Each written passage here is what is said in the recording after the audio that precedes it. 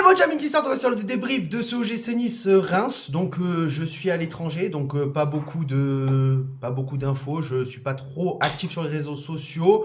Si tu veux savoir ma vie, que ça t'intéresse, je suis en Autriche, voilà, comme ça tu le sais, je me pèle le cul. Mais j'ai quand même pu voir le match et on va faire un petit débrief très rapide. Alors, il y a beaucoup de choses que j'ai aimées. Notamment en première mi-temps, mais des choses qui m'ont dérangé aussi. Et puis la deuxième, on va dire que c'est une non-mi-temps pour l'OGC Nice, très clairement. J'ai pu voir sur les réseaux sociaux, notamment Twitter, que certains parlaient d'une première mi-temps de haut niveau. J'irai pas jusque-là non plus. On a fait une bonne première mi-temps, il est vrai. Il y a eu quelques déchets techniques. Mais c'était pas du haut niveau, les gars. En première mi-temps, on fait 10 frappes. Sur les 10 frappes, t'en as aucune qui est cadrée. Donc comment tu peux parler au niveau footballistique d'un niveau très haut, sachant que sur 10 frappes, t'en cadres aucune. Moi, on va dire pour mon avis perso, j'appelle pas ça du haut niveau. J'appelle ça, j'irais pas une faute professionnelle, mais j'appelle ça un petit peu de... Hein, c'est du laxisme, en fait. C'est clairement du laxisme à ce niveau-là. On domine totalement cette première mi-temps. Au niveau du ballon, clairement, Reims ne voit rien. Il ne voit pas le ballon. Il n'arrive absolument pas à rentrer dans nos 50 mètres à nous. Ils n'arrivent pas à presser haut. Ils n'arrivent pas, ne serait-ce qu'à garder le ballon. Tout simplement, quand ils le récupèrent, ils n'arrivent pas à le garder. De son côté, Nice récupère le ballon très haut, mais il y a une difficulté, une légère difficulté à se projeter rapidement vers l'avant, c'est-à-dire à mettre vraiment de la vitesse. Ils arrivent à mettre de l'intensité au niveau du milieu. C'est d'ailleurs là qui est la clé de cette première mi-temps, c'est qu'on récupère énormément de ballons au milieu de terrain, ce qui nous permet d'avoir des occasions, parce qu'on fait quand même 10 frappes, c'est pas rien. Mais il y a une légère difficulté à mettre plus de vitesse dans les derniers mètres. Les 20 derniers mètres, c'est compliqué de mettre de la vitesse. Notamment là où un truc que je n'ai pas forcément aimé dans cette première mi-temps, c'est le fait de ne pas avoir profité du temps faible de Reims sur une grande partie de la première mi-temps, c'est-à-dire les 30-35 premières minutes. C'est-à-dire qu'à un moment donné, Reims est à l'agonie. Reims est en train de souffrir, mais c'est une hémorragie qui n'arrive pas, ils n'arrivent pas à arrêter l'hémorragie. Et nous, eh ben on les tue pas en fait. Et c'est ça, et c'est ce pourquoi on n'arrive pas à marquer. Déjà, la défense de Reims est très compacte. On a une tour de contrôle du côté de la défense centrale de Reims qui est Abdelhamid, qui a été exceptionnel sur ce match. C'est lui qui tient la baraque de bout en bout jusqu'à la fin du match. Donc ça aussi, ça fait qu'on a du mal à marquer.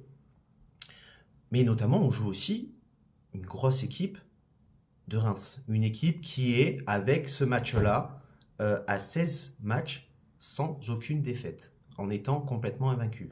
Mais nous aussi, de notre côté, on est quand même une équipe où on réalise 6 matchs en étant invaincu. Alors, on continue notre série. Moi, personnellement, continuer la série d'être invaincu, si on enchaîne 4 matchs nuls derrière, je m'en bats les couilles en vrai. Moi, je te le dis, la série d'être invaincu, ça ne m'intéresse absolument pas. Mais vraiment. Donc, on voit que il y a un niveau supérieur de l'OGC Nice dans cette première mi-temps. On voit que finalement, le niveau que peut arborer Reims tout au long de cette deuxième partie de saison et de cette fin de première partie de saison, le niveau de Reims n'y est pas, très clairement. On n'arrive pas à faire le minimum syndical, on va dire. C'est-à-dire qu'il aurait fallu marquer très rapidement. On a eu les occasions pour... On n'a pas été capable de déjà donner une direction à ce match. C'est-à-dire de mettre ce premier but qu'on aurait dû mettre parce que la place on l'avait. On est notamment beaucoup passé par le côté droit avec Jordan Lotomba, encore une fois exceptionnel sur ce match. Le garçon est partout. Il est vraiment très bon. Il a eu une progression énorme, mais vraiment énorme. Euh, c'est le travail, mais c'est ce garçon-là, je l'ai toujours dit, il est très bon. Il était très bon défensivement. C'était offensivement qu'il avait du mal à apporter sa touche, à aider l'équipe au niveau collectif. Et c'était à ce moment-là que c'était compliqué pour lui. Il a réglé ce problème, il a travaillé, notamment avec Didier Digard, il a apporté beaucoup de choses.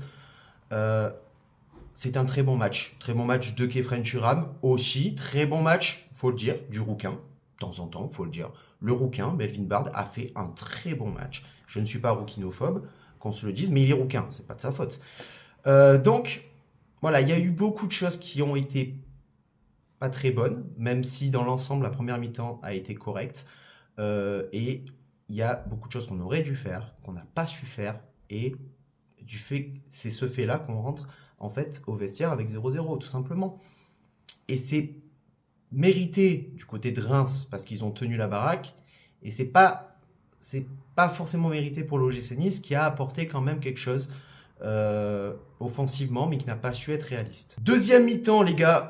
Après, tu me diras, tu vas me poser la question, est-ce que c'est pas un bon point de prix, ce match nul face à cette équipe de Reims, invaincu depuis 16 matchs? Je te dirais oui et je te dirais non. Je te dirais oui, pourquoi? Par rapport à la forme actuelle de Reims. Je te dirais oui parce que Kasper Schmeichel sort non seulement un grand match, mais sort aussi un penalty. Je te dis oui du fait qu'il y a eu une mi-temps partout et que c'est Reims qui, derrière, a proposé le jeu qu'a proposé Nice en première mi-temps. Donc je te dirais oui, c'est un nul qui est plutôt pas mal, qui est un bon point de prix. Et en même temps, je te dis non, parce que on avait la place et on aurait pu faire bien mieux. Après, on jouait pas contre Ajaccio, on jouait pas contre Clermont, avec tout le respect que j'ai pour Clermont. Euh, mais c'est dommage. C'est dommage.